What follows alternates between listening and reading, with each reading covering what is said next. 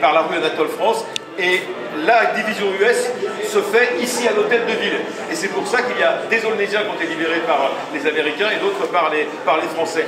Mais à peine la libération ressentie, il y a des tas de coups de feu, des explosions, des bruits sourds, comme disait monsieur le maire, qui résonnent à l'est d'Aulnay, du côté du Gros Saule. Pourquoi? Parce que l'école de marine dont je vous ai parlé tout à l'heure, elle a été évacuée, les jeunes gens, c'est des marins, ce ne sont pas des vrais soldats.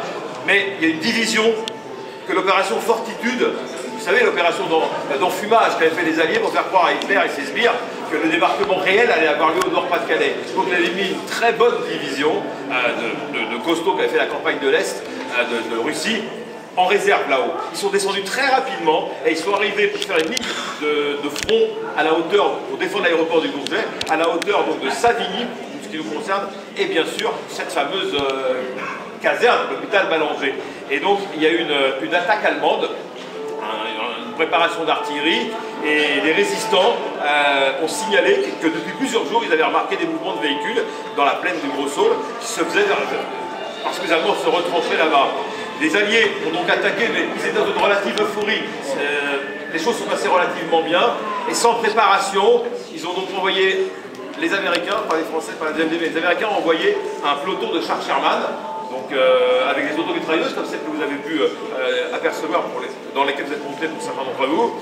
Et malheureusement, les moissons avaient été faites du côté de la ferme de Savigny et de la ferme Frottier, donc c'était des cibles parfaites. Les Allemands avaient des canons comme celui que vous pouvez apercevoir dans la cour, et ils ont allumé les chars Sherman. Donc il y a eu 2 chars Sherman totalement détruits, leurs équipages, 12 hommes qui sont morts, et l'infanterie a été clouée sur place. Donc il a fallu finalement faire appel à l'artillerie de la 2e DB, qui était stationnée sur le canal de l'Ourcq, à la zone de la Poudrette, peu construite à l'époque, et qui a arrosé toute la nuit. C'est pour ça que les Aulnésiens ont mal dormi, comme disait monsieur le maire, ont arrosé toute la nuit à la caserne. Les Allemands étaient là pour permettre aux dernières troupes qui quittaient la bataille de Normandie, les troupes de l'armée de von Klug, de se retirer. C'est ce qu'on appelle un repli. Les Allemands ne sont pas en déroute, ils sont en repli. Et donc le point, ils l'abandonnent le 28 août, et quand les Olbeta et un certain nombre de résistants entraînent l'armée américaine, enfin des éléments de l'armée américaine vers Ballanger. Ballanger est abandonné. Les Allemands ont abandonné leurs morts, leurs véhicules incendiés, etc. et se sont repliés sur Compiègne. Et donc il y a eu une réelle bataille qui est signalée dans les journaux de marche, notamment de la 4e division US, et qui a eu lieu à Aulnay. Un combat qui est un peu méconnu, mais qui mériterait, je crois, qu'on s'en souvienne. Donc voilà un petit peu concernant cette libération.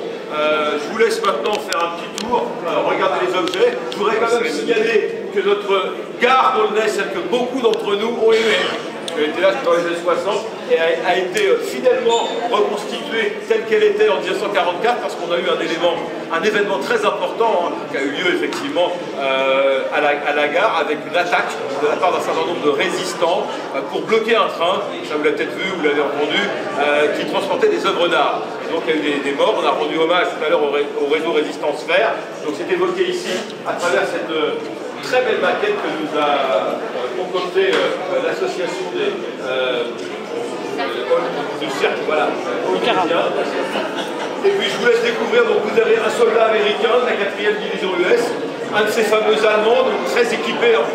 Là, c'est pas ceux qui se rendent au bout de 30 secondes, ce sont des redoutables combattants, avec un vélo allemand qui est aussi posé au pied des panneaux. Et vous aurez des documents concernant les dégâts d'Aulnay-sous-Bois qui sont dans la vitrine qui est derrière.